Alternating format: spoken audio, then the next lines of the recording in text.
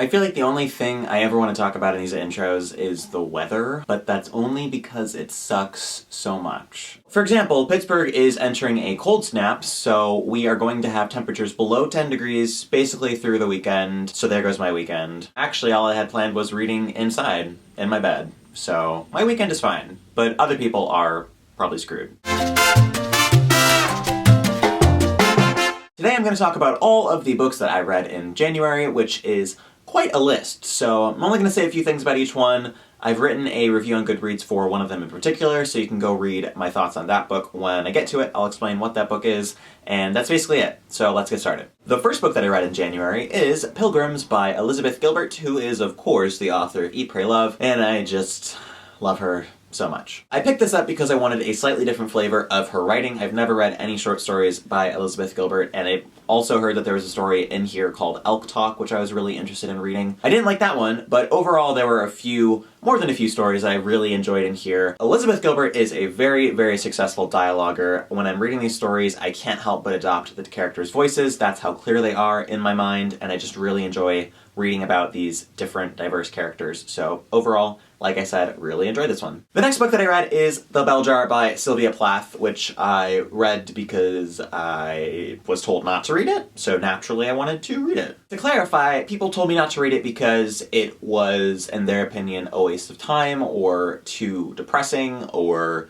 overrated, or there was a whole list of reasons, but I'm glad that I read it for myself because I really, really liked it. And maybe part of that stems from the fact that people told me I wouldn't like it, so I wanted to prove them wrong because it's something that I do. But I genuinely think that I really did enjoy the book from an unbiased standpoint. I haven't really gone through the things that the main character has gone through in terms of the emotional turmoil and conflict that she has, but I was still able to relate to her despite her feelings and her depression. I still really wanted her to succeed in life. I feel like she's at a similar stage in her life as I am right now. She was in her early 20s and she was figuring out what to do with her life, which are all things that I'm also dealing with. I liked it because it was relatable and also because it was just fantastically written. You might have people in your life telling you not to read this book, but don't listen to them. I think it's a classic for a reason, and I really liked it. So there's that. The next book on my list is this Census-Taker by China Me Evil, who I really can't say his name without also saying my favorite author ever, but this book was just not my favorite. This story is frightening to me because, number one, it's the first thing I've ever read by him that I just could not on any level enjoy, and two, people have been saying that it's the start of a new era in China Me Evil's writing, meaning that he's branching off into some really, really bizarre, cryptic land of literature, and I'm kind of frightened by that because I didn't enjoy this,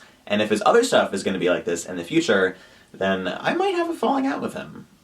I have to say. Even though I didn't like this though, it's going to take more than one book that I don't like by an author to make me stop reading that author. He does have a new novel coming out later this year. It's called The Last Days of New Paris, and it sounds incredibly bizarre, which is what I've come to expect from him, so I'm hoping I like that one better. The next book that I read is A Knight of the Seven Kingdoms by George R. R. Martin, which is a collection of 3 novellas set in the world of Westeros, about 100 years before a Game of Thrones series itself. One personal criticism I have of this is that there was a lot of fighting involved. I don't mind fighting, I just mind reading about fighting because I can't really follow the action, so I kind of tune it out and I tune back in a few pages later after somebody's died or somebody's got an arm cut off or whatever happens as a result of that fight. I also felt like there was a lot of time devoted to talking about tournaments and jousting, which is interesting because his current series doesn't have a whole lot of that. It does have an aspect of that, but this gets into more of the mechanics of how that works, who wins, how they determine how much money people get, and that was all very interesting, but again, I felt like a little bit too much was devoted to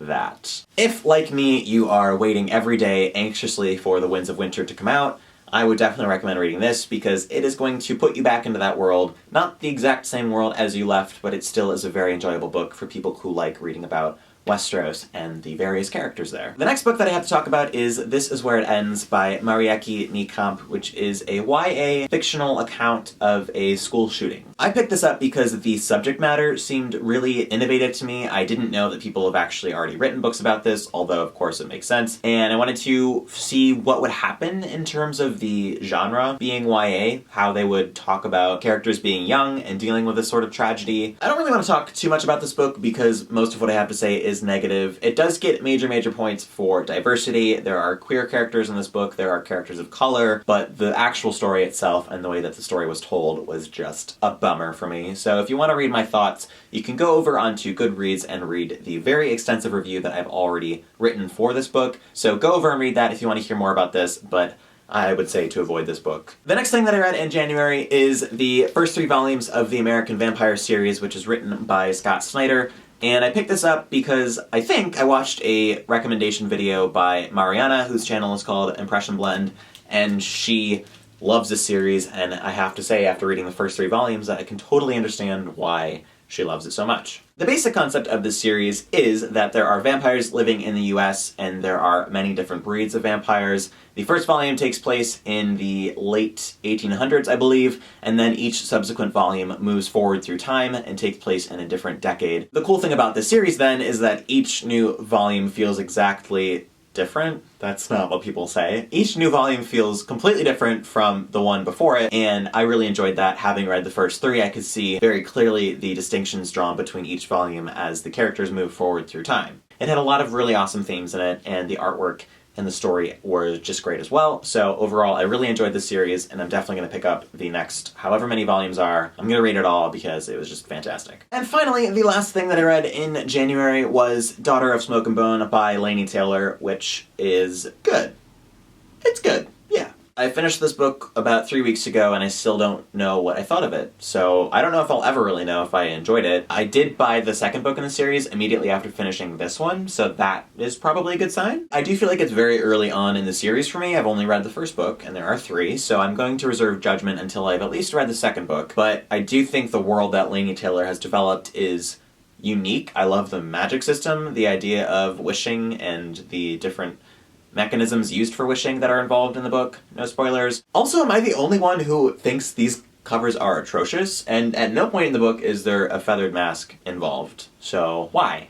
Why? Alright, so there you have it. Those are all the books that I read in January. It was a lot, and I'm curious to hear your thoughts on these books if you read them. So tell me what you thought of them in the comment section below. Let me know what you're going to read in February. I am currently reading A Little Life by Hanya Yanagihara. Really enjoying it, although it's very intense. And I just picked up Morningstar by Pierce Brown. So I'm reading a lot of good stuff at the moment, and I'm happy about that. That is going to be it for today. I hope you guys have a great week / weekend / month, if it's a month till I see you again, but I hope it's not. And I will talk to you all, hopefully, very soon. So, goodbye.